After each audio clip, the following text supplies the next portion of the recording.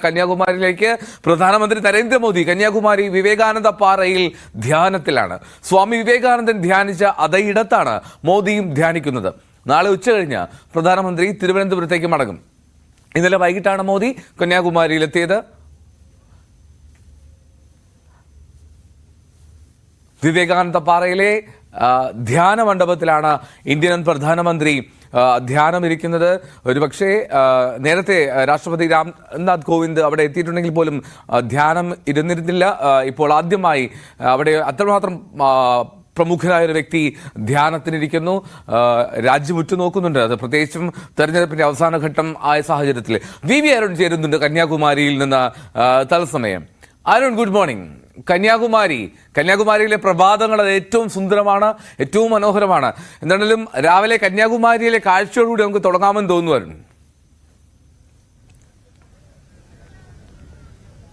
തീർച്ചയായിട്ടും കന്യാകുമാരി പതിവ് പോലെ സുന്ദരമാണ്. പലപ്പോഴും മഴക്കാലമൊക്കെ ആവുമ്പോൾ പ്രഭാത ദൃശ്യങ്ങൾ, അതായത് സൂര്യോദയം കാണാൻ ഇവിടെ വരെ കഴിയാതെ പോകുന്ന നിരാശരായ നിരവധി വിനോദസഞ്ചാരികൾ. പക്ഷെ ഇന്ന് വളരെ സുന്ദരമായ ഒരു പ്രഭാതമായിരുന്നു ഇവിടെ കാണാൻ കഴിഞ്ഞത്. വളരെ മനോഹരമായ പ്രഭാതം. അത് കണ്ട ശേഷം സഞ്ചാരികൾ ഇവിടെ നിൽക്കുകയാണ്. ഈ കന്യാകുമാരി ത്രിവേണി സംഗമത്തിന് തൊട്ടടുത്ത് അവിടെ വിവേകാനന്ദ പാറയിൽ ഇന്ത്യയുടെ പ്രധാനമന്ത്രി ഇന്നലെ വൈകിട്ട് 6:30 മുതൽ ധ്യാനമിരിക്കുക. അതുതന്നെയാണ് ഇന്ന് കന്യാകുമാരിയുടെ പ്രഭാതത്തെ ഏറ്റവും പ്രധാനമാക്കുന്നത്, ഏറ്റവും പ്രത്യേകത ഉണ്ടാക്കുന്നത്. എല്ലാ ദിവസവും ഇവിടെ സൂര്യോദയം കാണാൻ നിരവധി ആളുകൾ എത്താറുണ്ട്. പക്ഷെ ഇന്ന് ഇന്ത്യയുടെ പ്രധാനമന്ത്രി ഇവിടെ ഉണ്ട്. അതിന്റേതായ സുരക്ഷാ ക്രമീകരണങ്ങളുണ്ട്. നമുക്ക് മുന്നിൽ കാണുന്ന ഈ പടികളിലൊക്കെ പോയി നിന്ന ആളുകൾ പലപ്പോഴും ഈ സൂര്യോദയം കാണാനും ത്രിവേണി സംഗമത്തിലേക്ക് ആ ഭാഗത്ത് ഇറങ്ങാനും ഒക്കെ എപ്പോഴും കഴിയുന്നു. പക്ഷെ ഇന്ന് അവിടേക്ക് കടക്കാൻ കഴിയില്ല. അവിടെ ശക്തമായ സുരക്ഷാ ക്രമീകരണങ്ങളുണ്ട്. അത് പ്രധാനമന്ത്രിയുടെ സന്ദർശനത്തിന്റെ ഭാഗമാണ്. അദ്ദേഹം ഇവിടെ തുടരുന്നതിന്റെ ഭാഗമായാണ് മലയാളികളും അതുപോലെ തമിഴ്നാട്ടുകാരും നോർത്ത് ഇന്ത്യൻസുമായിട്ട് നിരവധി പേർ ഇവിടെ ഇന്നും ഈ വിനോദസഞ്ചാരത്തിനായി കന്യാകുമാരിയിലെ പ്രഭാതം ഏറ്റവും പ്രശസ്തമായ, ലോകത്തിന് ഏറ്റവും പ്രശസ്തമായ, ഏറ്റവും മനോഹരമായ പ്രഭാത ദൃശ്യങ്ങളിലൊന്നാണ് കന്യാകുമാരിയിലെ സൂര്യോദയം. അതുപോലെ സൂര്യാസ്തമയം സമാനമായ വളരെ മനോഹരമായ കാഴ്ചയാണ്. ഏതായാലും ഇന്ത്യൻ പ്രധാനമന്ത്രി നരേന്ദ്രമോദി ഇന്ത്യൻ ലോക്സഭാ തെരഞ്ഞെടുപ്പിന്റെ അവസാന ഘട്ടത്തിന്റെ മൌനപ്രചരണ ദിവസം അദ്ദേഹം ഇവിടെയാകും, വിവേകാനന്ദ പാറയിലാകും അദ്ദേഹം ധ്യാനമിരിക്കുക. ഇന്നലെ വൈകുന്നേരം തുടങ്ങിയ ധ്യാനം ഇന്നലെ സന്ധ്യയോടുകൂടി ധ്യാനം തുടരുക. 45 മണിക്കൂറിലധികം ഇന്ത്യൻ പ്രധാനമന്ത്രി ഇവിടെ ധ്യാനമിരിക്കുമെന്നാണ് അദ്ദേഹവുമായി നേരത്തെ ലഭിച്ച റിപ്പോർട്ടുകൾ. ഏതായാലും നാളെ വൈകിട്ട് 3 മണിവരെ അദ്ദേഹം ഇവിടെ ഉണ്ടാകും. ഇന്നലെ വൈകിട്ട് 5 മണിയോടെയാണ് പ്രധാനമന്ത്രി നരേന്ദ്രമോദി തിരുവനന്തപുരത്ത് നിന്ന് ഹെലികോപ്റ്ററിൽ കന്യാകുമാരിയിലേക്ക് എത്തിച്ചേർന്നത്. അവിടെ ഗസ്റ്റ് ഹൌസിൽ അല്പസമയം വിശ്രമിച്ചു. അതിനുശേഷമാണ് അദ്ദേഹം ഭഗവതി അമ്മൻ ക്ഷേത്രത്തിൽ ദർശനം നടത്തിയത്. അവിടെ ആ ദൃശ്യങ്ങളൊക്കെ നേരത്തെ നമ്മൾ കണ്ടതാണ്. അവിടെ ആരതി ഒഴിയുകയും പൂജാരി ഷോളണിയിച്ച് പ്രധാനമന്ത്രി സ്വീകരിക്കുകയും പ്രസാദം നൽകുകയും ചെയ്തു.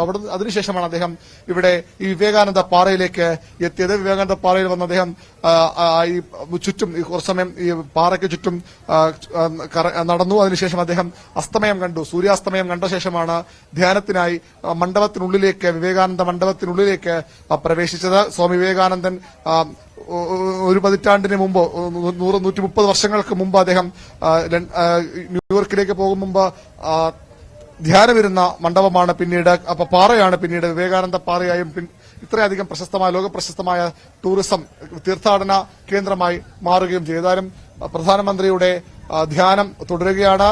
ഇന്ന് നിശബ്ദ പ്രചരണ ദിവസമാണ്. നിശബ്ദ പ്രചരണ ദിവസം ഇത്തരത്തിലൊരു ധ്യാനത്തിലൂടെ വലിയൊരു രാഷ്ട്രീയ സന്ദേശമാണ് പ്രധാനമന്ത്രി നൽകുന്നത്. എന്താണ് അദ്ദേഹം ലക്ഷ്യപ്പെടുന്നതെന്ന പ്രതിപക്ഷം പറയുന്നത്. സ്വാഭാവികമായും വലിയ രാഷ്ട്രീയ ലക്ഷ്യത്തോടു കൂടിയാണ് പ്രധാനമന്ത്രി ഇവിടെ എത്തിച്ചേർന്നിട്ടുള്ളത്. ബംഗാളിൽ 9 മണ്ഡലങ്ങളിലടക്കം തെരഞ്ഞെടുപ്പ് നടക്കുമ്പോൾ സ്വാഭാവികമായും വിവേകാനന്ദ പാറയിലെ പ്രധാനമന്ത്രി ധ്യാനം വളരെ ആ രീതിയിൽ കൂടി വളരെ പ്രസക്തമാണ്. സ്വാമി വിവേകാനന്ദനോട് ബംഗാളുകാർക്കുള്ള, പശ്ചിമ ബംഗാളുകാർക്കുള്ള സ്നേഹം, അവരുടെ ആരാധനയൊക്കെ വളരെ പ്രശസ്തമാണ്. ബംഗാളിലേക്ക് കൂടുതൽ ശക്തമായി കടന്നു കയറാനുള്ള BJPയുടെ ശ്രമങ്ങളുടെ ഭാഗമാണ് ഈ നിശബ്ദ പ്രചരണ ദിവസം പ്രധാനമന്ത്രി. അതും നാളെ പ്രധാനമന്ത്രിയുടെ മണ്ഡലമായ വാരണാസിയിലും തെരഞ്ഞെടുപ്പ് നടക്കുകയാണ്. അവിടെ ആ ദിവസം അദ്ദേഹം ഇവിടെ എത്തിയതിന് വലിയ രാഷ്ട്രീയ ലക്ഷ്യമുണ്ടെന്ന് പ്രതിപക്ഷം ആരോപിക്കുന്നു. അവർ സംശയിക്കുന്നതിന്റെ ഭാഗമായി പ്രതിഷേധങ്ങൾ ഉണ്ടാകുമെന്ന മുന്നറിയിപ്പ് DMKയും അതുപോലെ കോൺഗ്രസും ഒക്കെ നൽകിയിട്ടുണ്ട്. പ്രധാനമന്ത്രിയുടെ സന്ദർശനം റദ്ദാക്കണം, ഈ ധ്യാനത്തിന് അനുമതി നൽകുന്ന ആവശ്യപ്പെട്ട് തെരഞ്ഞെടുപ്പ് കമ്മീഷൻ സമീപിക്കുകയും ചെയ്തിരുന്നു. DMKയും അതുപോലെ കോൺഗ്രസും ഒക്കെ. അതൊന്നും തെരഞ്ഞെടുപ്പ് കമ്മീഷൻ ഇതുവരെയും അംഗീകരിച്ചിട്ടില്ല. പ്രധാനമന്ത്രി ധ്യാനത്തിന് അത്തരത്തിൽ ഒരു തടസ്സവുമില്ല. അദ്ദേഹം ഏറ്റവും ദീർഘമായ, ഏറ്റവും വിശ്വമില്ലാത്ത ഒരു തെരഞ്ഞെടുപ്പ് പ്രചരണത്തിന് ശേഷം, മാസങ്ങൾ നീണ്ട പ്രചരണത്തിന് ശേഷം അദ്ദേഹം ഈ നിശബ്ദ പ്രചരണത്തിന്റെ ദിവസം ഇവിടെ എത്തിയത് വിശ്രമിക്കാനാണ്, അദ്ദേഹത്തിന്റെ ആത്മീയ കാര്യങ്ങളിലേക്ക് കടക്കാനാണ്. നേരത്തെയും പ്രധാനമന്ത്രി നരേന്ദ്രമോദിയുടെ ഇത്തരം ധ്യാനങ്ങൾ ഇന്ത്യൻ രാഷ്ട്രീയത്തിൽ വലിയ ചർച്ചയായിട്ടുണ്ട്. വലിയ ആവേശത്തോടുകൂടി BJP പ്രവർത്തകരും അതുപോലെ തന്നെ മോദിയുടെ അനുയായികളും ആരാധകരുമൊക്കെ ഏറ്റെടുത്തിട്ടുണ്ട്. പ്രതിപക്ഷം അന്നും അതിനെ ചോദ്യം ചെയ്ത് രംഗത്ത് വന്നു. ജനാധിപത്യ രാജ്യത്തിന്റെ പ്രധാനമന്ത്രി ഇത്തരത്തിൽ ധ്യാനമിരുന്നാണോ, എന്ത് സന്ദേശമാണ് നൽകുന്ന ചോദ്യം അന്നും പ്രതിപക്ഷവും മോദി വിമർശകരും ഉന്നയിച്ചത്. പക്ഷെ അതൊന്നുമല്ല. അദ്ദേഹം കുട്ടിക്കാലം മുതൽ ഇത്തരത്തിൽ ആത്മീയ പാത ഇഷ്ടപ്പെട്ടിരുന്നയാളാണ്. ഈ രാഷ്ട്രീയ പ്രവർത്തകനായി വന്നില്ലായിരുന്നു ഒരുപക്ഷെ ആത്മീയ രംഗത്തേക്ക് പോകാൻ താൻ ആഗ്രഹിച്ചു എന്ന് പലതവണ നരേന്ദ്രമോദി പറഞ്ഞിട്ടുള്ളതാണ്. ഏതായാലും നരേന്ദ്രമോദിയുടെ ഇന്ത്യൻ പ്രധാനമന്ത്രിയുടെ ധ്യാനം അവിടെ തുടരുന്നു. അതിന്റെ ദൃശ്യങ്ങൾ കൂടുതൽ ഇനിയും ലഭ്യമാകേണ്ടിയിരിക്കുന്നു.